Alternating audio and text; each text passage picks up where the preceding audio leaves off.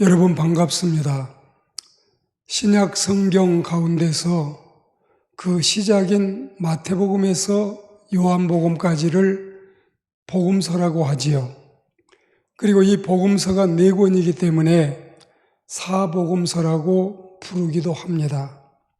장수로 하면 89장인데 그 중에 4분의 1이 넘는 25장이 십자가 순환에 대한 기사입니다.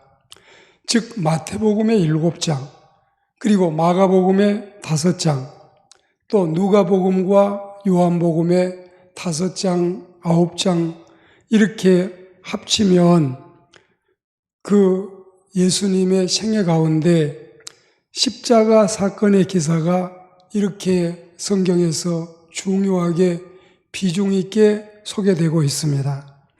그리고 이 내용이 예루살렘을 중심으로 해서 거기에서 발생한 것도 주목할 일이 되겠습니다. 주님의 생애 중에 주요 사건을 270사건으로 보면 그 중에 3분의 1인 91건이 고난의 기사인데 그것도 마지막 순환주간에 64건으로 매우 많고 게다가 못 박히신 성금요일에만도 24건이니 예수 그리스도의 고난과 십자가의 일이 얼마나 비중 있게 그리고 중요하게 소개되고 있는지를 대략 짐작할 수 있겠습니다. 그래서 오늘은 여러분을 그 십자가 현장으로 같이 안내해서 가보고자 합니다. 그곳은 흔히 해골의 언덕이라고 부르는 골고다의 정상이었지요. 그곳은 그리 높지 않는 야산으로서 히브리 말로는 골고다, 헬라어로는 크라니온, 그리고 라틴어로는 갈보리라고 불리우는데 이 세 나라 말이 다 같이 해골이라는 뜻입니다. 그곳은 당시 사형장으로서 실제로 사람의 해골이 많았고 또한 그 장소의 모형이 위는 미끈미끈하고 중간에는 두 눈이 패인 자국 같은 구멍이 2개 있고 해서 이런 이름이 어울렸습니다. 제가 성지에 가서 보아도 그런 연상을 충분히 할 수 있었습니다. 거기에 더해서 오리게는 이 인류 최초의 아담의 해골도 이곳에 묻혔다는 흥미있는 고증을 우리에게 전해주고 있습니다. 그런데 이곳에는 오늘 사형 집행이 있어서 십자가가 3개나 서 있고 수많은 구경꾼들도 몰려들었습니다. 그리고 이때 3개의 십자가는 어쩌면 전 인류의 새 모습을 대표한다고 할 수 있겠습니다. 하나는 일생의 죄를 회개하고 구원받은 인류요. 하나는 끝날까지 믿지 않고 멸망하는 인류요. 그리고 중앙 십자가는 인류 이래 처음이자 마지막인 어린 양이요 구속자요 메시아인 예수 그리스도의 십자가입니다. 그래서 오늘은 이 십자가 또 십자가 이 면면에 대해서 말씀을 듣도록 하겠습니다. 첫째는 39절에 나오는데 사형의 십자가요 멸망의 십자가입니다. 이자에 대해서 마가는 강도라고 했고 누가는 행악자라고 했습니다. 이날 이때까지 한평생을 죄를 짓고 그리고 죄와 더불어서 살아오다가 가장 참혹한 십자가의 극형에 처해지면서 지금까지 일생에 지은 죄도 많은데 마지막에 죽어가면서까지 회개하거나 뉘우치는 기색이 없이 하나님의 메시아를 비방하고 또 자신에게 찾아온 절호의 기회에 다시는 없을 일생일대의 절호의 기회에 구원을 거절하고 가장 큰 죄를 더해서 영원한 구제불능자로 전락해서 완벽한 불행의 장본인이 되어가고 있습니다. 참으로 여러분이 생각해도 제가 생각해도 우리 모두가 생각해도 가련하고 딱한 인생입니다. 사람이 세상에 태어나서 한 생을 잘 사는 것도 중요하지만은 잘 죽는 것도 더욱 중요할 터.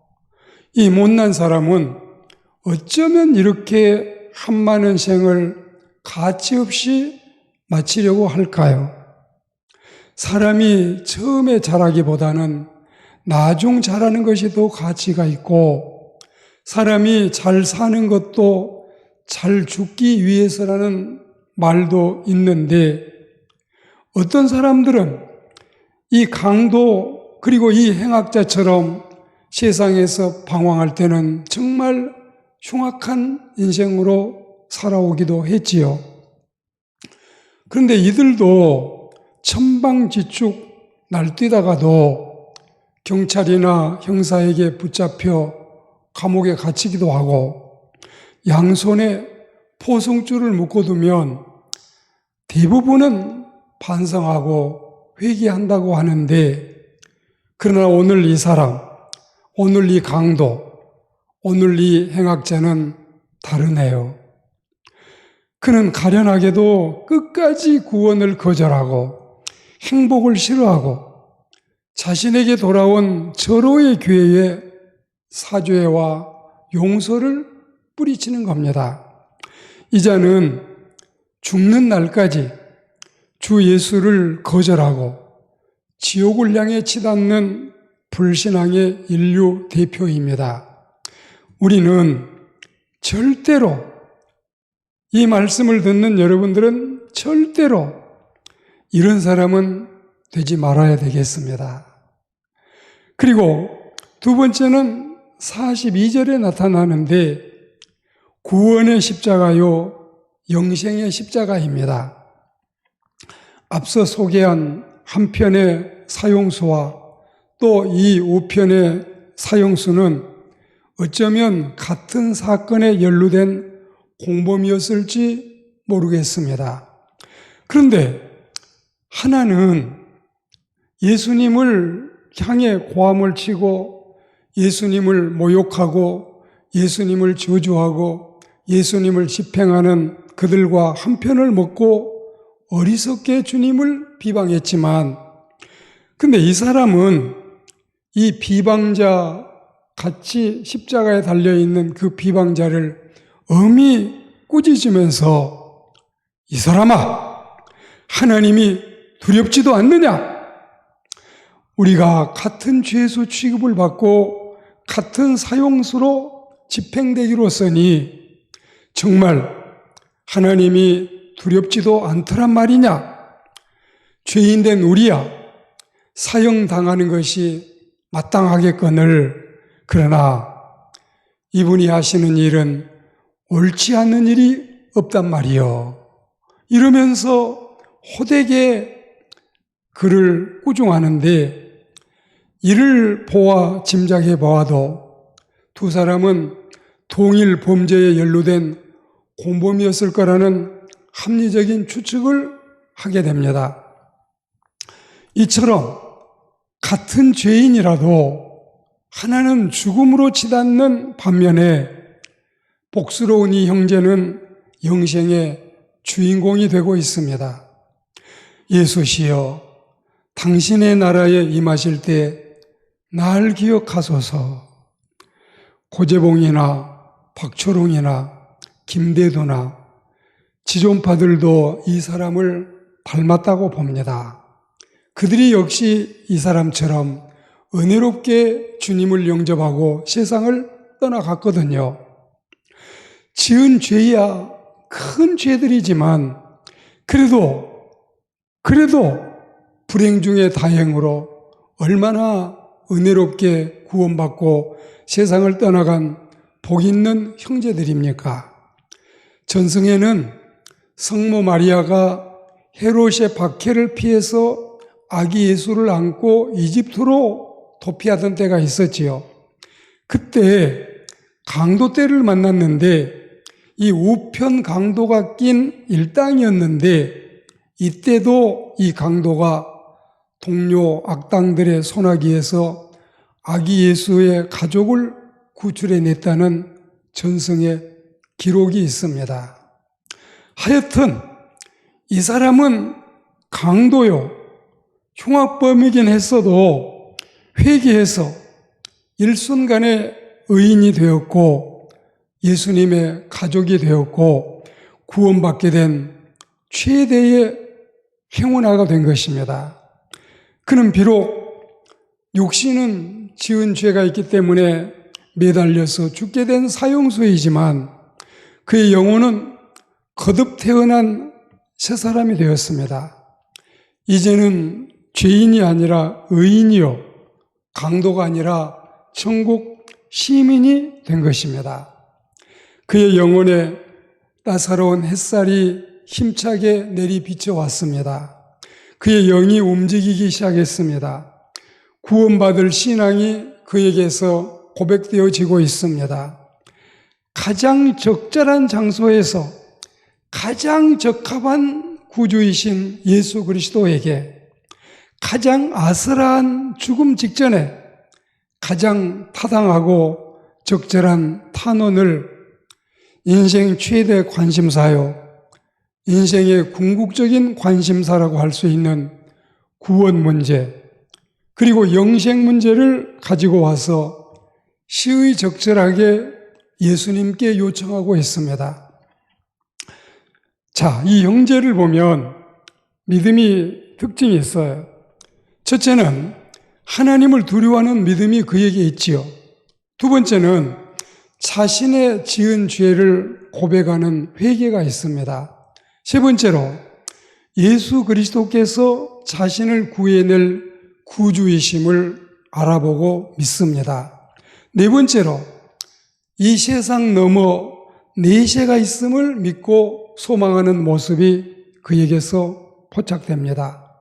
다섯 번째로 마치 시엘이나 현장에서 잡혀온 창기처럼 겸손하게 주님의 도움을 구하고 있습니다. 그리고 여섯 번째로 지금 현재 이 자리에서 예수님이 십자가에 달리신 이 현장에서 12사도도 다 도망갈 게 아니라 이 형제에게 배웠어야 옳았습니다. 비록 이 형제가 지금은 죽음의 시간을 통과하고 죽음의 사건을 맞이하고 또 죽음의 사선을 넘어서 사망의 요단강을 건너고 있지만 얼마 후면, 즉 오늘 오후나 밤쯤이면 주님과 함께 낙원에 있게 될 것입니다. 이게 성경의 약속이고 주님의 확약이지 않아요. 이 형제는 구원받은 신자를 예표하고 있습니다. 우리도 이런 구원의 인생이 되기를 주의 이름으로 권면합니다. 그리고 마지막 세 번째 십자가는 43절에 바로 우리 예수님의 십자가요. 그리고 그 십자가는 사랑의 십자가입니다. 억조 창생들을 위해서 세상 죄를 지고 가시는 우리 주님의 십자가는 인류 역사에서 가장 장엄한 분수령이 되었습니다.